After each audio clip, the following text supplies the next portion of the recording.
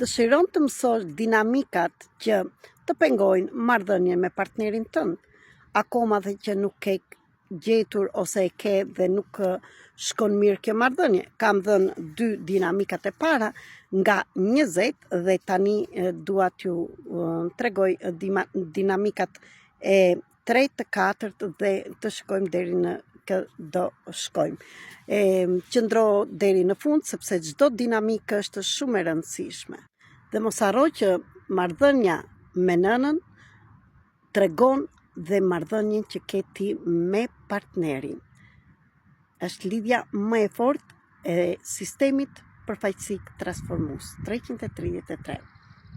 Por atë që dua të them, ti shikoje çfarë prej këtyre ke dhe mos harro që ka dhe zgjidhje. Zgjidhjen mund ta kërkosh në privat ose dhe në grup tek telefoni 003 699 321 46 37, këtu në WhatsApp, në Viber dhe në Telegram. Gjithashtu do t'isha mirënjohëse në qoftë se ti do shpërndanje këtë video dhe në rrjetet tënde sociale, do më ndjekësh këtu në TikTok, në YouTube, Flutra me Fat 333, dhe do dëshironja të komentonja ti pikërisht çfarë problemi ke në këtë kohë dhe cilat nga këto dinamika ke kuptuar që është jotja. Dinamika 3, je shkri me ndjenjat e prindrit. Çdo të thotë kjo. Nëse prindi ka ndjenja negative ndaj prindrit tjetër, ka patur dhe ti i ke dëgjuar si fëmijë, mund t'i adoptosh edhe ti ato ndjenja ndaj partnerit. Ndjenja e pakënaqësisë ndaj partnerit mund të vazhdojë në shumë breza, akoma dhe në shumë nga paraardhësit. Dhe ndaj mund të kërkosh zgjidhje sepse asnjëherë ne nuk e kuptojmë çfarë ka ndodhur. Sistemi përfaqësik transformues mund të ta tregojë në çfarë brezi ka filluar kjo lloj kritike dhe kjo dinamik. 4.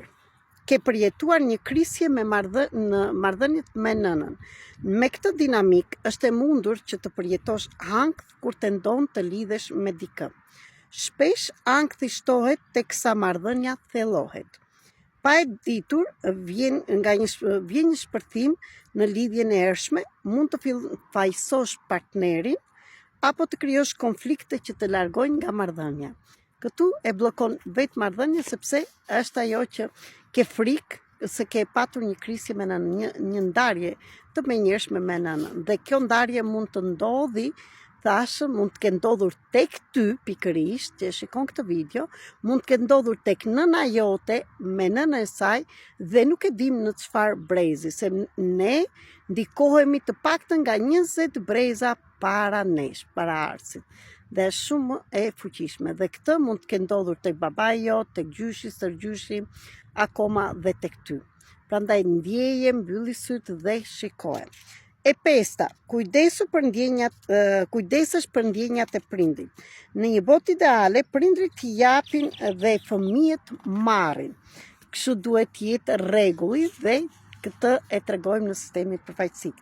Dhe kjo është hierarkia që fillon në familje që jemi lindur. Dhe asnjë deri tani në Shqipëri nuk e ka patur këtë hierarki, sepse gjithmonë me dashje ose pa dashje, fëmia është akoma i kthyer tek prindi dhe jep.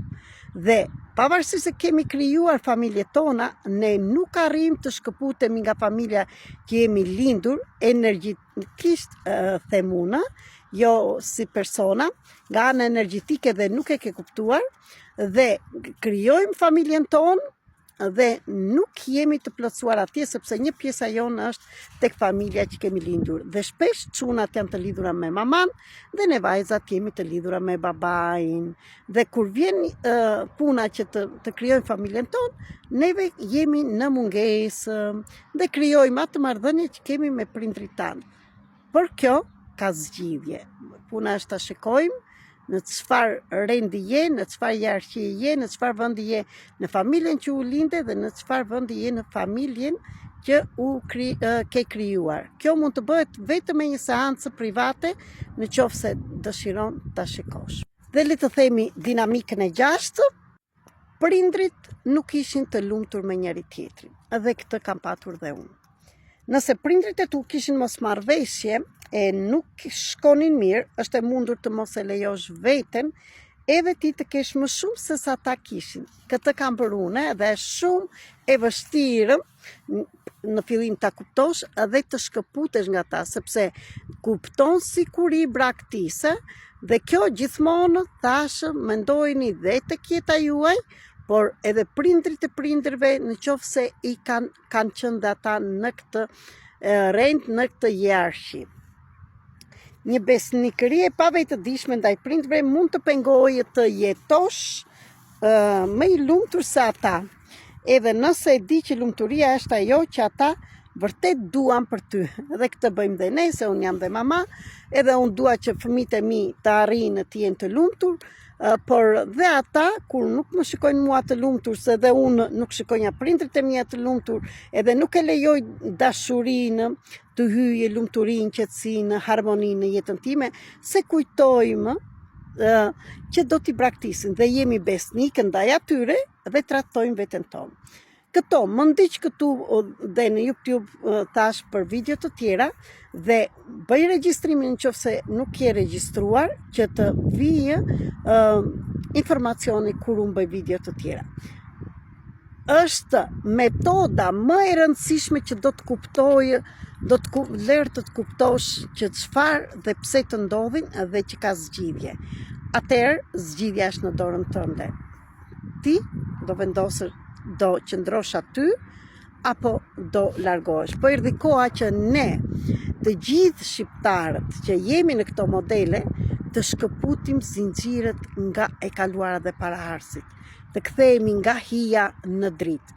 Dhe të gjithë së bashku, sa më shumë të punojmë, prandaj është shumë e rëndësishme të punojmë në grup, aq më mirë do ndriçojë dhe Shqipëria dhe do hapen zemrat tona dhe ata do jetojnë mirë dhe paraardhësit, akoma dhe ata që janë larguar nga kjo jetë, do t'i lirojmë. Ne kemi ardhur së mos ky brez të shkëputim këto zinxhirët, por jo duke qëndruar në të njëjtën vend, por duke respektuar jetën që morëm, ne mund t'i respektojmë dhe ata dhe të shijojmë jetën dhe t'i lirojmë dhe ata.